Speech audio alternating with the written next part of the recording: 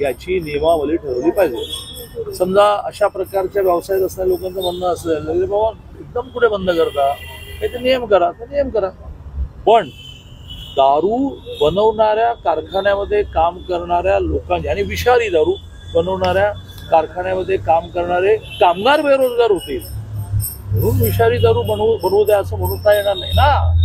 Pub मधले कर्मचारी बेरोजगार होतील, त्यांना वेगळा रोजगार द्या, तर म्हणून पब पहाटे 4 पर्यंत चालू ठेवता येणार नाही ना, आणि 18 वर्षाच्या खालच्या मुलांना अंमली पदार्थ देता येणार नाहीत ना। त्यामुळे त्या इंडस्ट्रीने सुद्धा आपण काय बोलतोय ते भान ठेवलं पाहिजे। हे म्हणा बरं असं कसं काही नियम करा, आम्ही नियमाला तयार आहोत। मला काही लोक म्हटले, म्हटलं तुम्ही जा आणि प्रशासनाला हे म्हणा की तुमच्या नियमाच्या चौकटीत आम्ही राहायला तयार आहोत। दादा काल ओवैसीने संसदेमध्ये दादा दिल्लीसह राज्यातील पाणी टंचाईचा प्रश्न जो आहे तो भीषण असलेला पाहायला मिळतोय। शेवटचा राज्यात दिल्लीसह मुंबईतला प्रश्न जो आहे पाण्याचा तो भीषण असलेला पाहायला मिळतो। पाणी टंचाई भीषण मुंबईतली 5% आली, दिल्लीतही तशीच परिस्थिती, राज्यात अनेक ठिकाणी परिस्थिती जी आहे तशीच आहे। काय नेमकं या अधिवेशनात वगैरे विषय राजकीय मुद्दा ठरतो। सगळ्या पालकमंत्र्यांना त्या वेळेला मुख्यमंत्र्यांनी हेच आवाहन केलं होतं की आपापल्या जिल्ह्यामध्ये जुलै एंड पर्यंत किमान पिण्याचं पाणी शिल्लक ठेवून काय करायचंय का। मी कठोरपणे शिव्या खाऊन उजनीच्या पाण्याचं असं नियोजन केलं, त्यामुळे मी समाधानी आहे की पिण्याच्या पाण्याचा प्रश्न सर्वत्र निर्माण झाला नाही। बागायतदारांनी मला शिव्या घातल्या, पण कधी त्यांना पूरक काही गोष्टी करत, पण मी हे धोरण ठेवलं की उजनी मायनसमध्ये सुद्धा किती जाऊ द्यायची।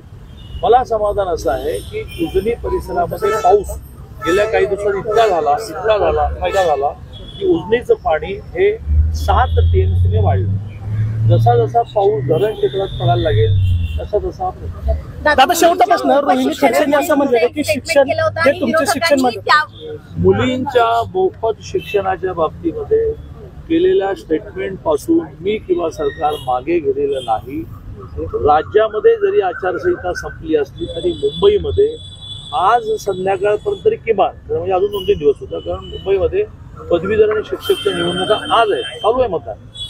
एखाद्या वेळेस त्याच्या रिझल्ट नंतर ती आचारसंहिता संपले, त्यामुळे मुंबईमधून बसून, मंत्रालय कुठे मुंबईत आहे, सरकार कुठे मुंबईत आहे, मुंबईत बसून आचारसंहिता संपेपर्यंत निर्णय करता येत नाही, त्यामुळे थांबलेला आहे। पण सरकारही मागे गेलेलं नाही, मी मागे गेलेलं नाही। याच नाही, तुम्हा सगळ्यांना आ करून बसायला लागेल अशा खूप घोषणा। पण आता शैक्षणिक वर्ष सुरू झालेलं आहे, त्याच्यावरही मी करेक्ट करतो। माझी हात जोडून विनंती तुम्हा सगळ्या अतिशय विद्वान पत्रकारांना अशी आहे की अभ्यास करा। आर्ट्स सायन्स कॉमर्स ज्याची ऍडमिशन सुरू झाली त्याला फी नसतेच, ज्याला असते पॉलिटेक्निक इंजिनिअरिंग मेडिकल त्याची कॉलेजेस अजून महिन्याभराने सुरू होणार आहे। रोहिणी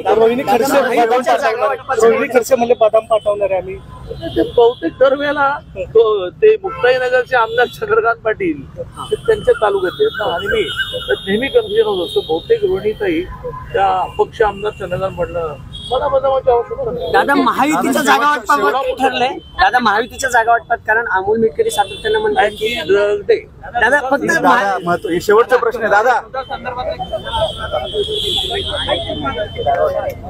अरे तुझी केस आहेत ना परत, म्हटलं मला असं अनकम्फर्टेबल झालं होतं, म्हटलं तुला मला एवढं